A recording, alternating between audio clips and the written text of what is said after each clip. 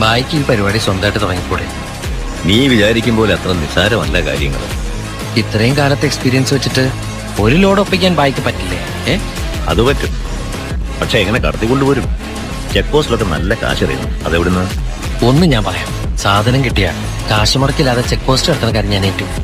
അതിനുള്ള ചില നുണുക്ക് വിദ്യകളൊക്കെ എന്റെ ഉണ്ട് ബായ്. ആ സാറേ, വണ്ടി എന്താടോ വണ്ടിയില്? ഐസാണ് സാറേ.